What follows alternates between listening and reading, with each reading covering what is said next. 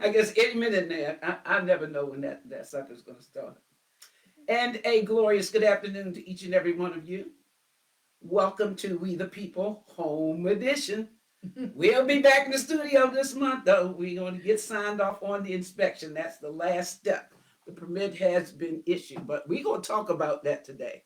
But anyway, we come to you each and every Thursday on the 2 o'clock hour just to remind you that you have power and say so in government. And we have got to start exercising that power that we have. Uh, Malcolm X once said, education is our passport to the future because tomorrow belongs to those who prepare for it today. Government impacts us 24/7, 7 days a week. I said 24/7, 365 days a year. So we have got to get smarter about it. Now, I have in person my own personal choice for county executive because I'm telling you, folks, the folks that we got in office, they might as well be what's a Billy the Kid and his gang because they stealing left and right under your nose. They're converting stuff, residential properties into commercial properties, and somebody is benefiting from that. We have got to pay attention and jump on top of all of these issues. But again, as I said, get that yellow sticky, put Tanya Sweat, put her name on your refrigerator, because we truly do need somebody who knows government and who cares about the community. And I promise you, I don't hang around with folks who are less than that. This is the real deal. So, all you independents who voted for her last election, change your party affiliation to Democrat. So when she shows up on the ballot, you can fill in that oval. And if she doesn't, write her in. There's her name back there. Tanya Sweat, TonyaSweat. We need her in office. And you can see Michaela McCray, that beautiful smile in the background. She's still in Charlottesville, but she's going to be back in studio with us this month. So again, welcome, welcome, welcome. Now, before we get started, I always want to remind you guys, we have $10,000 to $5,000 scholarships to give away to those folks who are interested in serving or making a career serving the disabled and the mentally challenged. All you need to do is send an email to feger2023@gmail.com, and I will make sure that you get the application. Again, that's FEGER, Family, Education, Government, Economics, and Religion 2023@gmail.com. That's thing number one. Thing number two, the Paul Montero, Secretary of Service in, let me read this, Secretary of Service and Civic Innovation, and a member of Governor Wes Brown's cabinet, has instituted two programs. The first one is called Service Year Option, and that's designed for folks who, came out of high school doing the the COVID Zoom lessons kind of thing. And he also has Maryland Corp for folks who are, don't need or don't have a diploma, but just feel like, folks like me, senior citizens who feel like that they have a little extra to give to the community. But to access either of those two programs, all you need to do is send the word Maryland to 21000. Again, text the word Maryland to 21,000 and get the information on the program. So with that, we're gonna jump right on in here because we're gonna talk about these permit issues that we've been fighting. And I have the expert here. Again, she ain't got no job in the Prince George's County government, but she sees all of the fragganaggle that's going on.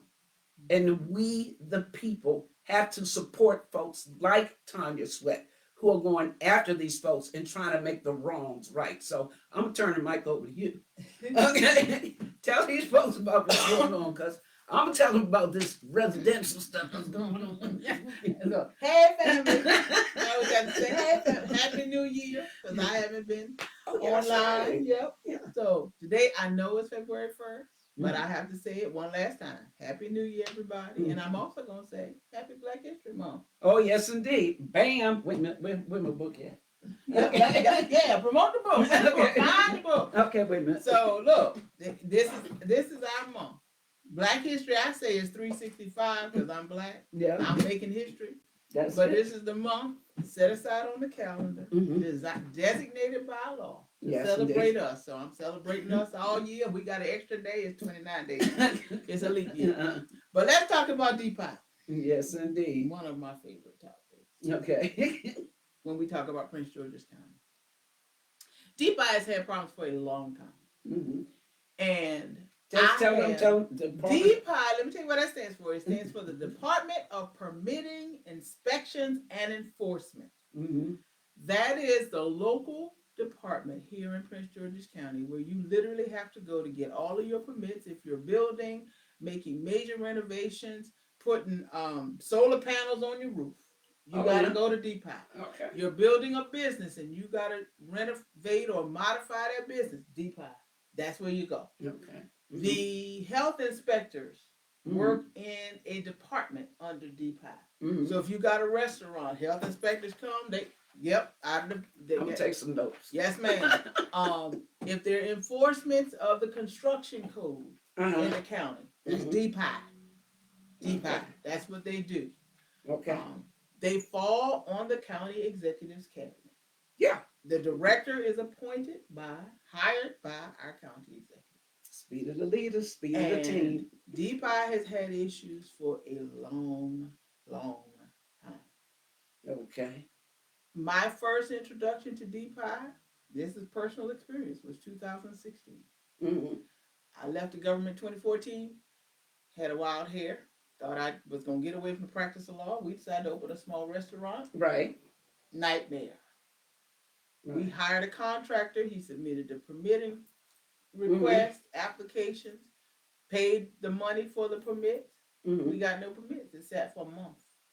And what we ended up having to do, literally, I had just come home from the hospital, had surgery, and had to go sit in their offices for 8 hours. Wow. To get a permit that had been applied for months before. Okay. You don't got a couple of questions. Oh yeah. It delayed our opening. It cost us money. Right.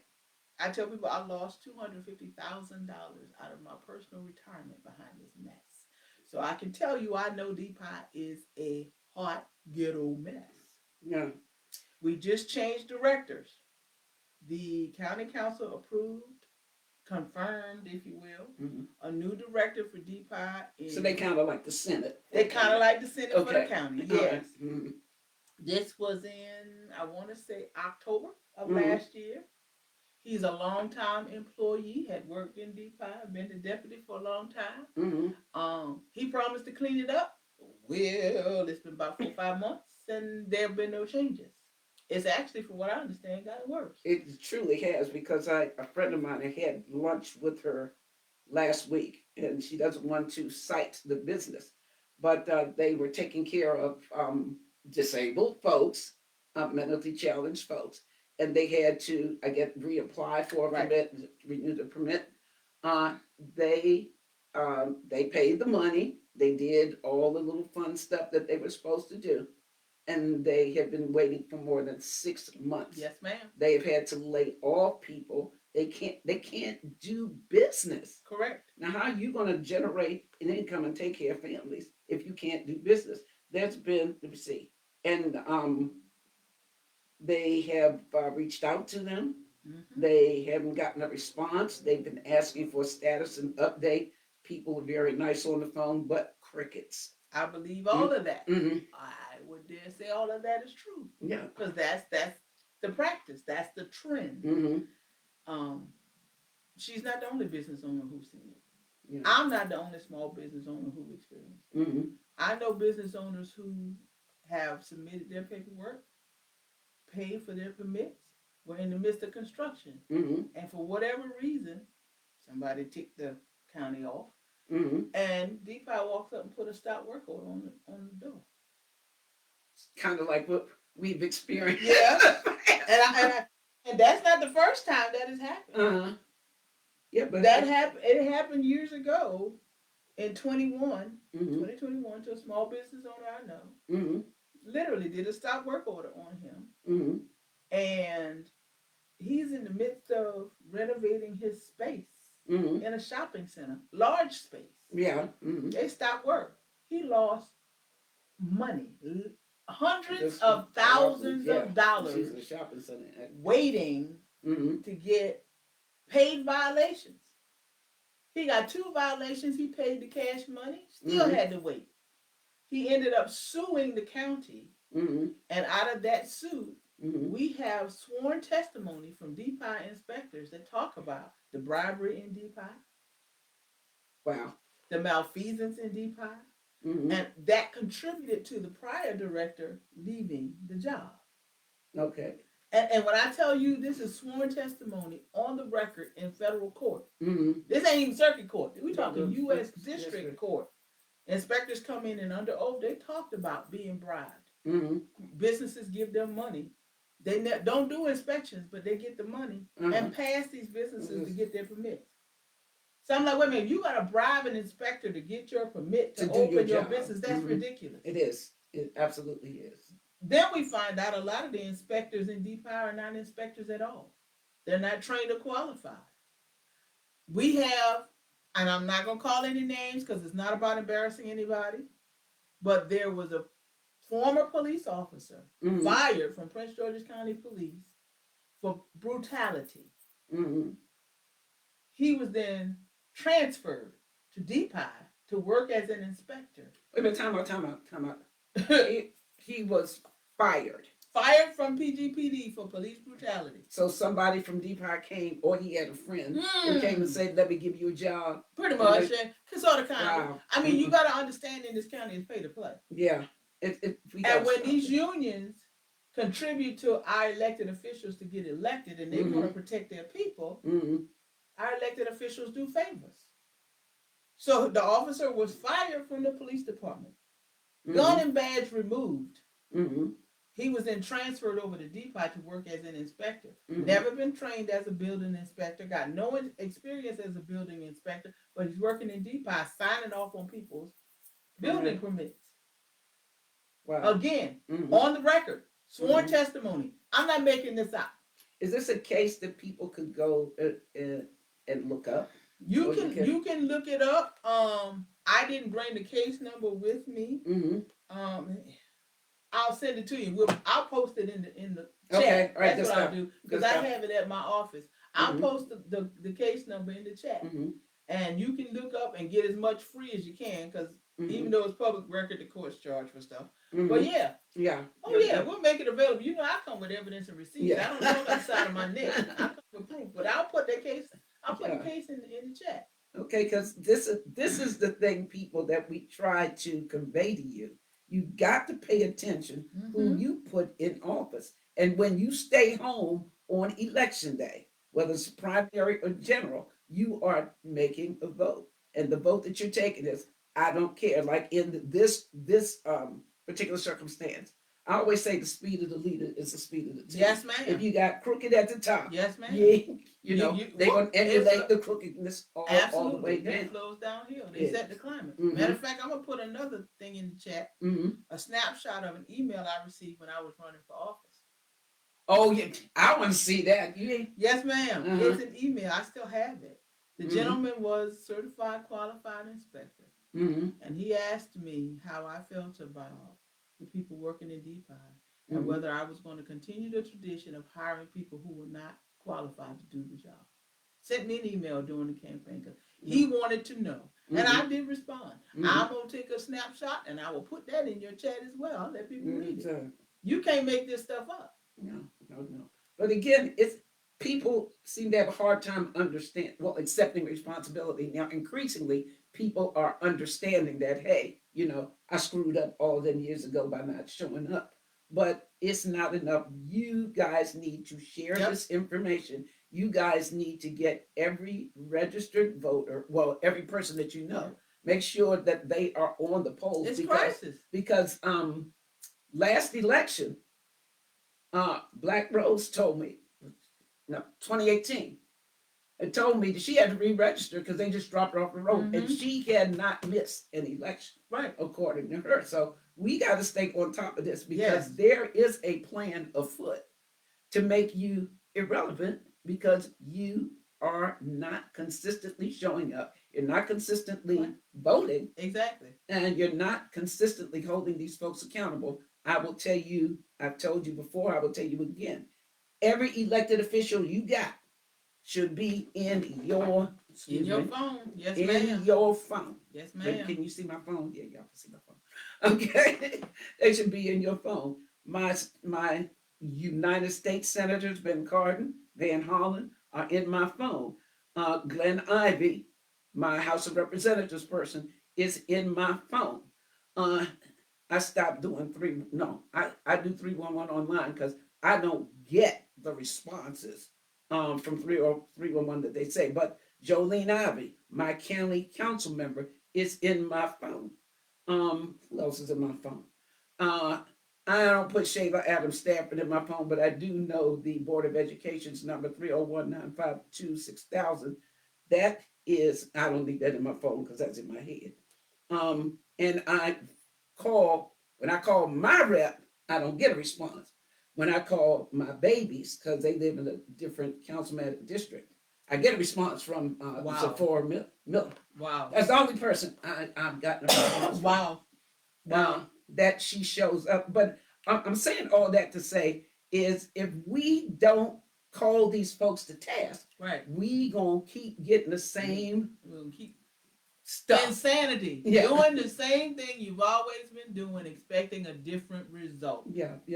You want a different government, Mhm. you got to do something different. You Exactly. got to show up and vote. You got to raise your voice. And I'm telling people now, look, don't call me. Mm-hmm. Don't call me. Yeah. I'm a citizen just like you are. Exactly. Yes, I'm a lawyer. Yes, I advocate, but I need people to understand I can't advocate for everybody for free. Yeah, It costs exactly. you money when you call me Mm-hmm. to hire me. Right. Unless you want to hire me as your county executive, that's a whole different thing. Mhm. It costs money Yeah. there, but Bam. your tax dollars pay for that. Mm-hmm. But if you want to hire me as your lawyer, you got to pay me out of your pocket, and that's not cheap because I'm $500 an hour. I ain't got no shame telling people that. I got 27 years of experience. Mm-hmm. Government standards say I can charge that, so that's what I charge. Yeah. And I actually can charge more. But the bottom line is this: you need to call your county council. Yeah, exactly. And I'm gonna go one step further. The county council, every meeting now, and this was started during the last year's session. Mm-hmm. They have basically what I call open mic night Mm-hmm. on the agenda. Uh-huh. There is a public comment period on the county council's agenda every meeting. Mm-hmm. All you got to do is sign up. Mm-hmm. You get 3 minutes to talk about any problem or concern you have in this county. Mm-hmm. It don't have to be on the agenda. Right. Sometimes they'll talk to you about what that issue is. Mm-hmm. Sometimes they'll tell you, hey, I'm going to take that look into it and get back to you. Mm-hmm. Sometimes they don't say anything at all. Mm-hmm. The bottom line is you have the right to walk into that meeting in the Wayne Curry building, and at the beginning of the meeting, for 3 minutes, tell them what you don't like about your county and your county government, and they're listening. Mm-hmm. Mm-hmm. The beauty of it is your rep, Ms. Jolene Ivey, is now the county chair. I noticed on the schedule, the meetings are now moved back to the evening. Mm-hmm. When Mr. DeNoble was the chair, they had the meetings in the middle of the day. Which is crazy. Yes. Mm-hmm. And for people who had a job, you either got to take time off from work to go to the meetings, or you're live streaming it doing your job, and you got to watch it when you get home. Right. Now the meetings have been moved back to the afternoons. I know one meeting started at 3 p.m., another meeting scheduled for 6 p.m. So the beauty about that is, for those full-time folks like myself who are working, now you can go to the meeting. Yeah, exactly. After work. And you can swing through that rascal, use your 3 minutes, walk out the door, go home. Yeah. Nobody said you got to stay there till 9, 10 o'clock and follow the whole agenda. Exactly. That's open, period. Open comments at the beginning of the meeting. Mm-hmm. Go in, use your 3 minutes and say thank y'all and walk out the door. And I think, too, it's important that folks in Prince George's County understand that they have 3 reps. Yes. They have their district rep, mine is Jolene Ivey, and your at-large folks. Calvin Hawkins, who is a big fat 0. I just thought I'd throw that in. And Mel Franklin. Now, I got Calvin Hawkins' number in my phone, but he's just taking up space because any any elected official, who cannot give you the courtesy of a response, because it's too easy to make an automatic email response. Yes, It's too easy. It is. They don't even do, many of them don't even do that. Right. But when somebody stops you in the street, like I got stopped because I had a concern going into the building. Calvin Hawkins stopped me. Oh, we need to sit down and talk about it. I know you have the main number, but here's my cell phone number. Think I heard from that Bama yet? Oh, wait a minute. I did hear from him one time because I reminded him that he said we were going to sit down and talk about this issue over lunch. I arranged the lunch, and because I didn't. I remember that you were stood up. Yeah, I got stood up, but I invited other people there too. We were going to ask him some questions, but again, you know, if folks can't do the 101 stuff, right?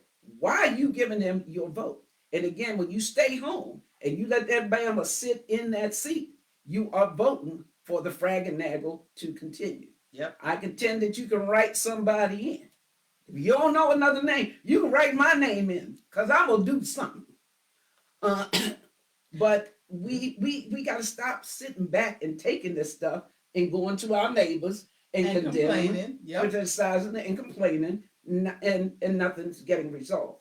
It's on us. That's why it's called We the People. And that goes from the federal to the state to the local. Yes, ma'am. We got to do stuff. Look, I'm going to tell you this one. Speaking of DPI, this is another big issue. And this is going to feed into the issue you talked about with them converting houses. I'm going to tell you why they're doing it. Landlords, you're supposed to have a rental permit. County ordinance. Even if you are an investor and you own one house that you intend to rent, you are required by county ordinance to have a permit. Where you get that permit from? DPI. Now, before you sign a lease for a single family home, call DPI and find out if there's a permit. Wow. They have to tell you. I'm running into this problem now, and I got a couple of clients who sued their landlords to get all of their rent money back because the landlord didn't have a permit. He was renting illegally. And how it has come to light, landlords have taken people to court to evict them. And when you come to me facing eviction, that's the first thing I do. Does your landlord have a permit? Because guess what? You don't have a right to stay in that house, but you ain't got to pay him his money. Yeah. And the judges have told my clients, you must leave within 10 days. You don't have to pay. Because he broke the law and didn't get that permit from the county. Wow. Now, why is that permit important? The permit is important because when a landlord applies for a permit, you have to understand Prince George's County has a lot of older homes. Right. Homes that were built in the 40s, 30s, 20s in some instances. And those homes haven't been renovated in years. So they have lead paint on the walls. Right. County ordinance says no lead paint. Exactly. They've got asbestos in the walls. Can't do nothing about the insulation from way back when. Right. But you have a right to know there are toxins in this house that could cause you to get cancer and kill you. That's why the county requires all landlords, whether it's a big apartment complex or one house, to get a permit. Wow. And the county inspectors are supposed to come in and inspect these homes. What we have found in homes that have been rented up in this area, Hyattsville, Greenbelt, a lot of older homes. Yeah. Go in there, the house is inhabitable. Roofs leaking, house has got mold in it, the doors don't lock, the windows don't close. But people are renting these homes. Right. Because they're desperate for a place to live. Exactly. But now, even though you need a roof over your roof over your head is just as unhealthy as you living out here on the street. Exactly. Now, what does that E for again? I know. Enforcement. Enforcement. Okay. And so what happens, and I warn my clients when they come to me, we call DPI. DPI's coming in. Right. If there is no permit, they're going to come and inspect. And yes, there have been some houses, they slapped a big orange sign, uninhabitable. My clients have had to vacate. Right. But what that does, again, it frees you from paying that rent. Mm-hmm. It opens the door for you to go back and sue your landlord to get all that money back because your landlord broke the law. It's called negligence per se. Wow. When you break the law, that's negligence per se. Mm-hmm. You're entitled to get your damages back. Your damages will be what you paid out. Okay. That money that you get back in exchange for the landlord not having a permit opens the door for you to go rent someplace else. Yeah. Let me ask you this: in the situation that we're dealing with now, could that person sue the person who owns the building? Yes. If there's mold in the house, if there's lead in the house, and there was no permit, and the landlord did not disclose it to you before you signed that lease, yes, you can sue for any damages it caused. You may have breathing issues, whatever, health issues. Yeah, you can sue. Yeah, but what I'm saying, if it's nothing wrong, because I know that this particular person had the smoke alarms, the fire alarms. He had because he built the what do you call that? The party room, if you will. Right. Yeah. He had to take all of that old stuff out and put new stuff in. So and none of that, according to what he said me, was an issue. None of that was an issue. The lead paint, none of that stuff was an issue whenever whatever happened. And when they came back to inspect it, right. So can he sue that landlord for what would he sue him for? At that point, the only question that he has is, do you have a permit? Okay. If there's no rental permit, you can go into court and ask for, all you're getting is a refund of the rents that you paid because he rented to you illegally. Okay. Now, and people are going to say that's not fair because you lived in this place for all this time. No, it's not fair. That's why we call it negligence per se, because you broke the law. Yeah, exactly. You don't get the right to break the law and benefit from it. Right. That makes sense to me. And so I tell every renter I come in contact with now, if you're renting a single family home, pick up that phone, call DeFi and say, I need to know if there's a rental permit on this address. They'll go into the system. They can tell you. It's all in computer. Right. Landlords, investors, if you're thinking about renting, go get that rental permit if you expect to keep the money in your pocket. Because I'll tell you right now, they come to me, no rental permit, we need a refund. Refund! And nobody wants that. Just follow the friggin' law. Yeah. Because we got landlords now who have permits. They're up for renewal, but because they have permits in communities that are being redeveloped and gentrified, they having a hard time renewing their damn permits. So now I'm getting calls from those landlords. Now, and again, speed of the leader is the speed of the team. I've often said that our county executive is taking developer money and pocketing it. And like I said, I don't know it to be a fact, but I know it's true. Well, if you look at her campaign finance report, you will see it's true. Oh, okay. They donated big money to her state campaign when she ran for county exec. Yeah. That I knew. Now I haven't been to the federal elections. Well, the federal commission website. It don't look like it looked back in the day, but yeah. When the state report, that 200-page report, she took a lot of money from developers. Yeah. And I think Hawkins, it was two council members. I know Pat Hawkins was one of them. Trying to get it so that they could, everybody. The county, yes. Could get after our Jack Johnson fiasco.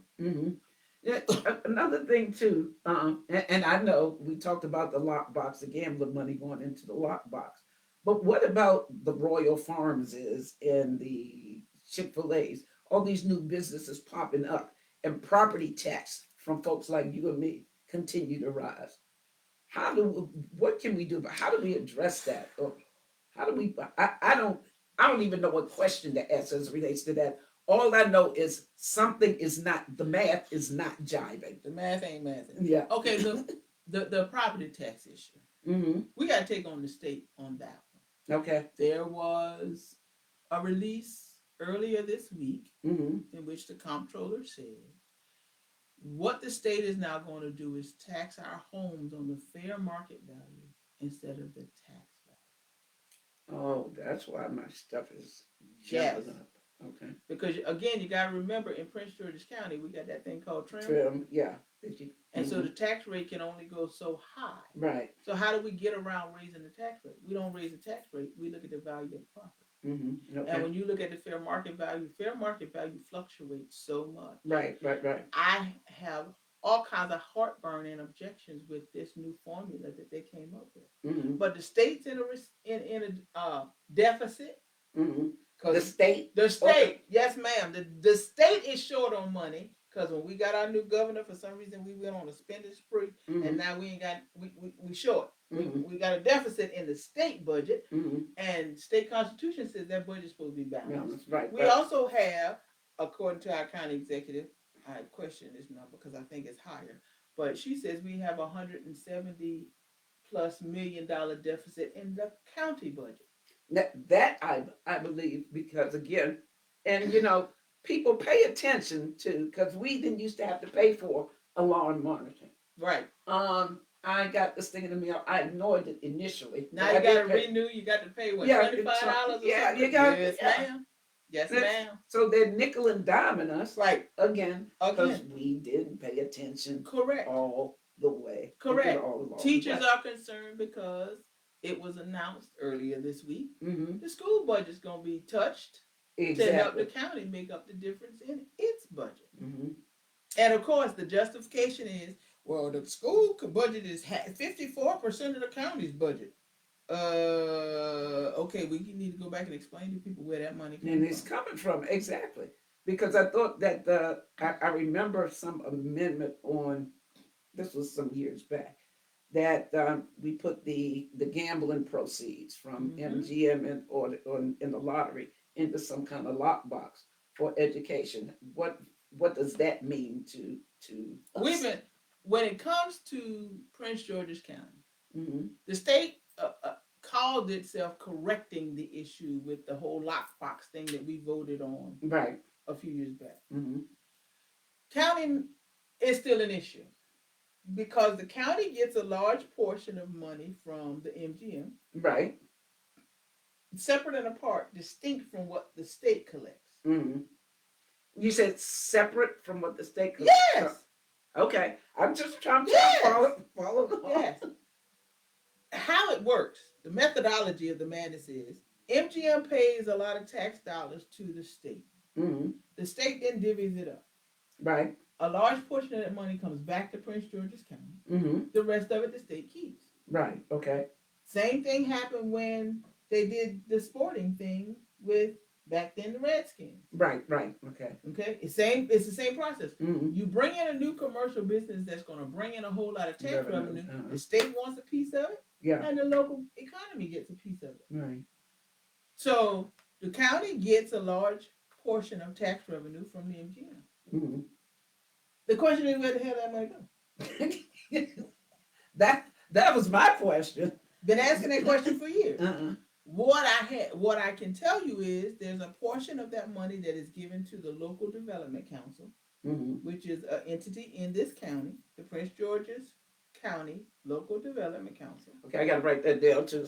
After my homework. And I would dare say, rough guesstimate, they likely get about $1 million or so to provide grants and to take care of the impact to the communities that fall within. It used to be a 3-mile radius. Now it's a 6-mile radius of that casino. So you're looking at Oxon Hill, Temple Hills, Fort Washington. Yes, a little bit of Fort Washington, Glass Manor. That area that's impacted, and a large portion of the damn Potomac River. So you're talking about National Harbor. That's impacted by the MGM. Right. And I do know the Local Development Council gives out grants to nonprofits who serve those communities. You can apply. Seen the announcements for applications this fiscal year, but in years past, they announce you can apply for a grant, you get a grant. They generally give out about $500,000 a year in grants. The rest of the money goes to take care of other things in that local impact area. But the county gets more than $1 million from the MGM. Mm-hmm. Why not? Yeah. Mm-hmm. Prince George's Community College gets Mm-hmm. a chunk of the money Mm-hmm.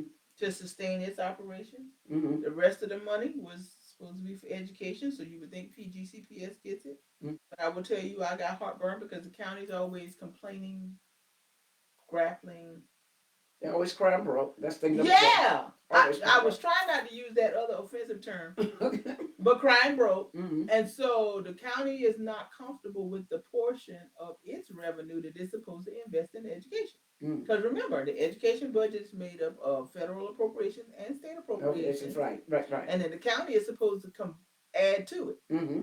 And the county rolls the federal and state appropriations into its budget and says, "Oh, half of our budget goes to the school system." Well, technically, no. No, exactly. Technically, no. That's coming from the feds. Exactly. It's coming from the feds and the state. Mm-hmm. Law requires it. Mm-hmm. It's $20-something on the federal, or $25 per student, and I forget what it is on the state level. Right. And then the county's supposed to add to it. Right. Well, the county's always crying broke, so the county's portion of it is always iffy to me. Yeah. How much are we really giving out of the county's actual revenue? Because I know also, I'm going back to what you said about the money going to nonprofits from the local development council. I read, and this was some months ago, and I think I don't know if I mentioned it to you. I know I talked about it with Michaela, that county council members kind of pick. They basically picking their friends to get the money. Okay. Well, okay, so let's talk about it. Okay. The local development council is a bunch of community members appointed by the county executive, and then we then we also have the elected officials in District 8. And is that Burroughs? Yes, that's Mr. Burroughs. He's on the local development council.